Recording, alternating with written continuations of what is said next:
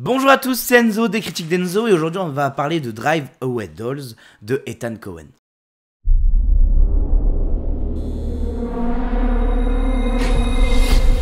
The case, Santos. Not on your life. Hello, girls. It's the last body shot competition, so we are gonna salt you up. I've had it with love. I don't believe it's relevant to the 21st century lesbian. You're not wearing that. I just came from work. I came from Toledo. I don't dress like it. I'm not here to peddle my wares. I'm leaving town. I am too. That was my plan. Where are you going?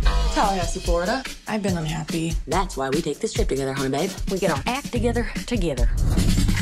Curly's Drive Away, Pennsylvania's most trusted name in car delivery. Curly here. Don't call me Curly. Effectivement, je sors du cinéma et j'ai été voir Drive Away Dolls et je peux vous le dire maintenant que je suis pas du tout d'accord avec les gens sur ce film. C'était trop bien, j'ai passé 1h15 super bien, divertissant, marrant et j'étais à fond dedans. Alors effectivement, on va direct établir des bases, c'est un teenage movie. Si vous ne l'avez pas compris comme ça dans la promotion du film, si vous avez compris ça juste pour une comédie familiale, non, c'est un teenage movie. Et pour le coup, c'est réellement ce que j'appelle un teenage movie. Et ça a les codes d'un teenage movie. On retrouve cet effet kitsch et un peu cliché des teenage movies. Tout est vraiment fait pour qu'on ait l'impression que c'est un teenage movie. Parce que c'en est un. Et c'est clairement ça que Ethan Coen a voulu faire dans son film. Ça se sent. Et je pense que le message n'a pas été beaucoup compris. Je pense sincèrement qu'il y a des gens qui y allaient en pensant peut-être voir autre chose. Et pour avoir vu The Big Lebowski hier, il y a beaucoup de similitudes. Et en vrai, l'humour est pas si différent que ça. Allez revoir The Big Lebowski si vous avez kiffé The Big Lebowski et pas ce film. Mais l'humour est pas très différent. Il y a beaucoup de choses qu'on retrouve. C'est de l'humour plutôt... Il y a parfois des touches d'humour plutôt intelligentes et parfois des touches d'humour plutôt graveleuses. Mais moi, perso, c'est l'humour qui me plaît. Moi, j'ai été totalement cueilli par ce film. Entre autres par l'humour de fin. Voilà, j'en dirai pas plus pour pas vous spoil. Mais l'humour de fin, moi, me tabasse et j'étais mort de rire sur la fin. J'ai vraiment adoré cette fin. Et en fait, non, j'ai passé un excellent moment. Et en fait, j'ai l'impression que les gens prennent tout trop au sérieux. On arrive à un moment où je suis en mode, mais pourquoi ce film vous a pas plu? Vous vous prenez trop au sérieux. Là où par exemple, j'avais défoncé, pas de vague que j'ai pas aimé, et je suis content pour ceux qui ont aimé, mais là où je l'ai défoncé, c'est parce que ce film se voulait avoir un côté sérieux, un côté moralisateur un peu, ou en tout cas explicateur d'histoire sur ce qui se passe réellement dans la vraie vie. Là, Drive Away Dolls ne fait aucune morale sur ce qui se passe dans la vraie vie. Peut-être que c'est ça le problème, peut-être que le film n'a pas de morale et que ça vous dérange, mais c'est un film qui se prend comme ça, c'est un bonbon juste de divertissement, de « oh, c'est marrant ». Et c'est le genre de film qui sort en Blu-ray, je vais sûrement l'avoir en Blu-ray dans ma collection, parce que c'est le genre de film avec mes potes, je suis en mode « ah, je vais vous faire découvrir un truc, c'est trop marrant », et allez, on se le met, et on rigole, et je pense qu'on passe un bon moment. Alors on n'est pas sur la comédie de l'année, on n'est pas sur la comédie... on n'est pas sur la comédie de l'année peut-être, j'attends de voir les comédies cette année, mais pour l'instant c'est comédie de l'année, j'ai pas vu d'autres comédies qui m'ont tant fait rire, mais on n'est pas sur la comédie de la décennie, ni pas même une des meilleures comédies comme The Big Lebowski est beaucoup décrit par certains. On est vraiment sur une super comédie qui passe super bien et qu'on aime bien, qu'on aime sincèrement bien. Et en partie, alors oui c'est graveleux, alors oui c'est très teenage movie, comme je l'ai dit c'est kitsch, les transitions, j'ai vu quelqu'un qui critiquait les transitions, mais en fait les transitions sont tous les sens du film en fait, c'est pour ça que c'est un teenage movie. C'est parce qu'on va faire des transitions ridicules. Dès qu'il va y avoir les méchants, on va les filmer de travers. La réalisation suit de fou en fait là-dessus. Et c'est très bien. Les musiques sont géniales. On va piocher dans des musiques des années 80, 90, voire même peut-être 70 à certains moments. On pioche et on met des musiques et ça rend super bien. Mais en fait, il n'y a pas que ça. Il y a toute une réalisation qui est faite, qui est cliché, qui est vraiment dans le but. Tout le début, il y a un espèce de court-métrage. Il y a le fameux Pedro Pascal, c'est un caméo, il est pas réellement dans le film, on le voit au tout début du film. Pedro Pascal, toutes les scènes avec lui, moi au début je me suis même dit ah c'est un film dans un film, et après j'ai capté que non, ça faisait partie du film, mais en fait ça rend super bien, c'est tellement con que ça rend super bien, c'est ridicule, c'est marrant, c'est vraiment, ça se prend pas au sérieux. Et je vais vous comparer ça à un autre film qui est pour moi un teenage movie qui se prend pas au sérieux, qui se prend peut-être encore un peu plus au sérieux que celui-là. C'est Bottoms qui était sorti sur Amazon Prime, qui parle, c'est un fight club, 2 femmes dans un lycée.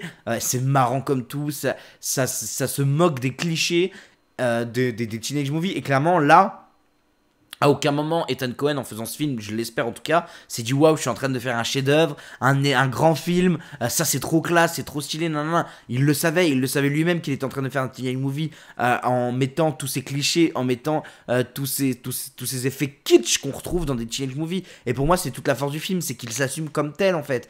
À aucun moment, le film ne veut pas être un teenage movie. À aucun moment, le film veut être un film à énigme ou une comédie ou un thriller. Là, je vois Google, c'est marqué comédie/thriller. Non, c'est pas un thriller. C'est pas du tout même une comédie. C'est vraiment un teenage movie. Ça rentre clairement dans la case de teenage movie ou comédie pour adolescents. Mais on en revient à dire un teenage movie. Mais, enfin...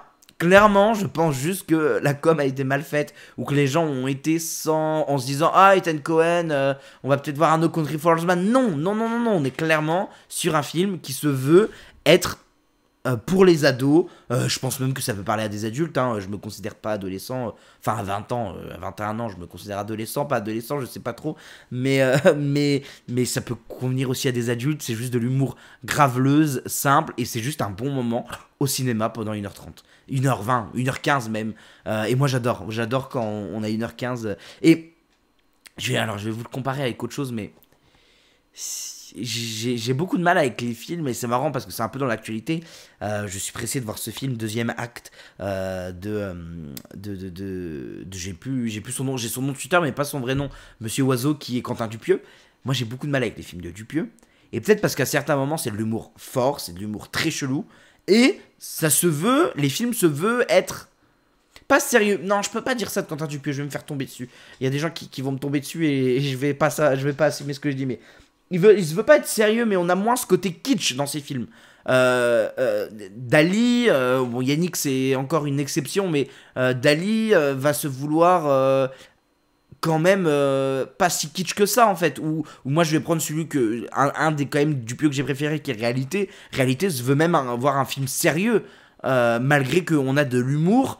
Le film est filmé d'une façon très sérieuse en fait. Alors que là, on est vraiment sur une réalisation fun. La photographie est super jolie, mais en fait, c'est de la photographie hyper colorée, où on va faire ressortir les couleurs un peu flashy, nanana, où on va vraiment faire des effets de zoom hyper vite, pour vraiment faire, voilà, encore une fois, ce rapport au teenage movie. On va vraiment avoir... comme j'ai dit, la caméra de travers pour les méchants, je trouve ça extrêmement marrant. Et dans le scénario, on va avoir aussi des trucs on va avoir aussi des idées de teenage movie. Et c'est peut-être ça que j'aime bien, c'est que le film se prend vraiment pas au sérieux. Et je comprends pas comment des gens ont pu être déçus de ce film si vraiment ils y allaient en se disant oh, je vais voir un film pas sérieux.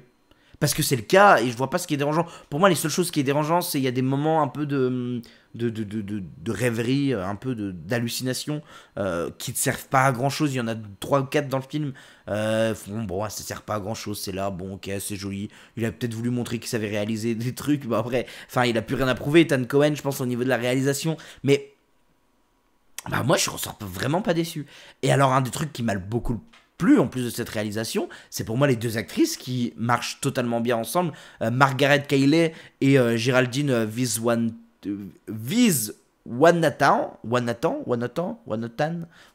peut-être, parce que Wanathan du coup, qui sont là. Alors Géraldine Viswanathan, on la retrouve beaucoup dans des comédies Netflix un peu dans ce même genre, hein, je crois. Et Margaret Qualley, ça me dit quelque chose parce que effectivement elle a bien fait Once Upon a Time in Hollywood. C'est bien ce que je me disais. Ah, c'est celle qu'on voit aussi dans Pauvre Créature. Voilà, je me disais bien que c'était pas la première fois que je la voyais, mais je trouve que l'alchimie entre les 2 actrices marche super bien. Sincèrement, ça marche très très bien entre eux. Et en fait, on y croit en fait à cette histoire, même s'ils sont ces 2 persos totalement différents, mais on y croit, on aime et on s'accroche. Non, moi j'aime vraiment bien. J'aime vraiment bien ce film. Et je trouve que les petits caméos de Matt Damon me font rire. Pedro Pascal, ça me fait aussi beaucoup rire. Enfin non, c'est vraiment un bon film. Je comprends pas la haine. J'ai rien d'autre à dire à part ouais, j'ai passé un excellent moment en fait. Et je comprends pas la haine envers ce film. Et je pense sincèrement que c'est les gens qui veulent trop voir des films sérieux, mais je pense que c'est plus une erreur. Soit c'est une erreur de communication et là ça va être de la faute du film. Parce que j'ai vraiment pas l'impression que ça a été communiqué comme Teenage Movie. Alors que c'en est clairement un. On peut le comparer à American Pie. Il y a aucun souci à comparer à American Pie. Il y a aucun souci à le comparer à Bottoms. Pour le coup, qui je trouve ressemble beaucoup sur certains points à Bottoms. Mais pour moi, il y a aucun souci à le comparer avec ça. C'en est clairement un. Mais alors, quel est le problème? Est-ce que c'est comment le film a été vendu? Est-ce que c'est comment les gens y vont? Si les gens y vont en pensant effectivement voir un No Country for Old Men ou voir ce genre de film, bah effectivement, ouais, ils vont être déçus. C'est pas du tout ça, on n'est pas sur un film sérieux. On est sur un film qui utilise clairement l'humour qu'on peut retrouver sur The Big Lebowski. Et encore, moi, ce film m'a fait beaucoup plus rire que The Big Lebowski. Et pourtant, je trouve que The Big Lebowski, c'est marrant. Mais c'est marrant dans son kitsch aussi, avec le bowling, avec tout ça. Donc bon... Voilà, moi je comprends pas trop, et si vous avez pas aimé le film, je suis pour essayer de comprendre, je suis pour prendre vos critiques et qu'on me dise, ouais, moi j'ai pas aimé ça, j'ai pas aimé ça, j'ai pas... Au contraire, si vous avez pas aimé le film, dites-le moi, parce que je suis vraiment curieux de savoir pourquoi. Parce que moi j'ai vraiment passé un super moment, et c'est un de mes petits coups de cœur du début de l'année. Alors il y a eu plein de gros coups de cœur de films, là c'est vraiment un petit coup de cœur, mais en tout cas en termes de comédie, bah ça faisait longtemps que j'avais pas autant rigolé, que j'avais pas pris mon pied, c'était un super divertissement. Et donc je suis très curieux de savoir qu'est-ce qui vous a pas plu. Donc voilà, merci à vous de m'avoir écouté. Si vous souhaitez me suivre, vous pouvez me suivre sur Insta, sur TikTok, sur Twitter, voilà, vous pouvez me suivre partout. On se retrouve très prochainement. Alors, petite information, ce vendredi, il n'y aura pas la critique de Rosalie. La critique de Rosalie devait sortir samedi midi, mais j'ai décidé de ne pas aller voir Rosalie vendredi soir, l'avant-première, puisque compliqué au niveau de mon emploi du temps que ce week-end. Du coup, j'irai le voir la semaine prochaine, mais la semaine prochaine, c'est Rosalie. Et en plus de Rosalie, on verra aussi la critique de Nous, les Leroy, le film de Flaubert. Donc je suis très pressé. Merci à vous d'avoir suivi cette vidéo, on se retrouve très prochainement. Allez, ciao ciao.